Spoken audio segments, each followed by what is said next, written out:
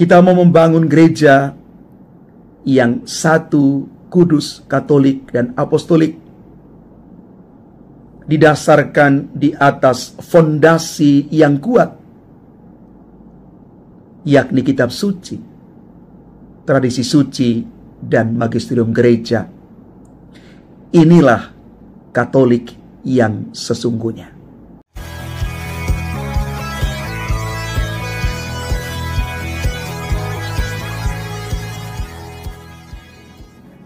Salam Bapak Ibu, Saudara dan Saudari, sahabat-sahabat garam dunia yang terkasih. Satu hal yang menarik ketika orang menjadi Katolik adalah bahwa kita itu akan menemukan tata ibadat yang sama dimanapun kita berada, baik di dalam negeri maupun di luar negeri. Tata ibadatnya pasti sama. Hal ini merupakan salah satu konsekuensi dari suksesi apostolik yang dipegang teguh oleh Gereja Katolik sampai sekarang.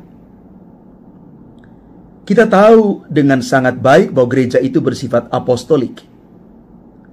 Artinya gereja dibangun di atas para rasul dengan Kristus sebagai batu penjurunya dan Petrus sebagai kepala dewan para rasul. Gereja sekarang ini sama seperti gereja para rasul, di mana para jemaat bertekun dalam pengajaran para rasul. Hari ini kita merayakan pesta Takhta Santo Petrus untuk mengingatkan kita sebagai anggota gereja bahwa kita semua ini berada di bawah ajaran para rasul dan Santo Petrus sebagai pemimpinnya. Kepemimpinan Petrus ini sesuai dengan tradisi diteruskan sampai sekarang oleh para paus yang berada di Vatikan. Sebagai orang Katolik, kita meyakini bahwa Yesus mendirikan gerejanya di atas Petrus sebagai batu karang dan alam maut tidak akan menguasainya. Kalau kita baca dalam teks aslinya, dikatakan bahwa pintu-pintu Hades tidak akan menguasainya.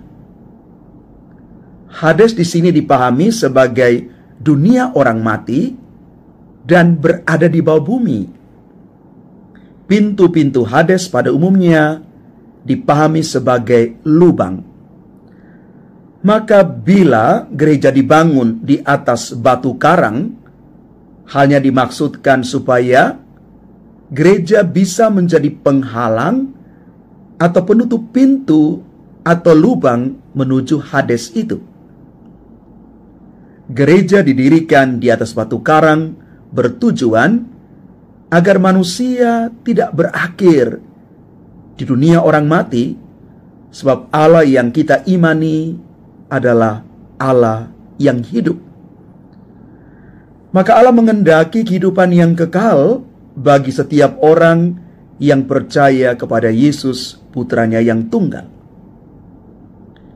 Bapak Ibu saudara-saudari terkasih, kesatuan kita sebagai orang Katolik di bawah kepemimpinan Santo Petrus dan para penerusnya, para paus sampai sekarang ini adalah suatu kesatuan besar bagi kita di tengah hantaman berbagai macam aliran ideologi dan berbagai ajaran yang menawarkan klaim kebenaran yang cenderung bertentangan dengan ajaran Yesus yang diteruskan oleh gerejanya di dunia ini.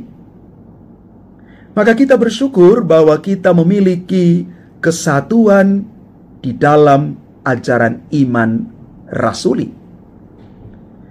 Kita memiliki pegangan yang pasti akan apa yang kita wartakan dan kita lakukan di dunia zaman sekarang. Karena itu kita dituntut untuk tidak malu dan segan memberi kesaksian akan iman kita di tengah dunia. Kita bahkan harus siap dianggap aneh karena iman kita mengimani Yesus sebagai Mesias, Anak Allah yang hidup, juga hendak mengatakan bahwa seluruh gerak hidup Kristiani itu harus didasari dan dimaknai dalam iman akan Yesus. Maka bila Yesus tidak lagi menjadi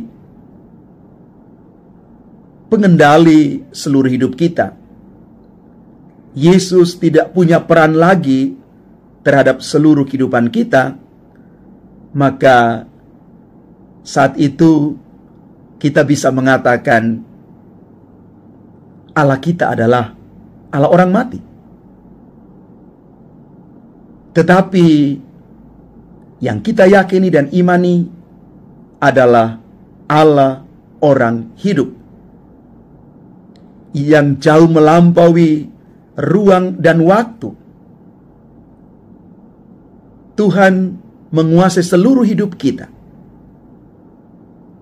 Maka sekali lagi tugas kita sebagai orang-orang terpanggil di dalam Kristus adalah menunjukkan kepada dunia bahwa hidup yang sejati itu hanya bisa diperoleh lewat ketaatan kepada ajaran Yesus Sang Mesias.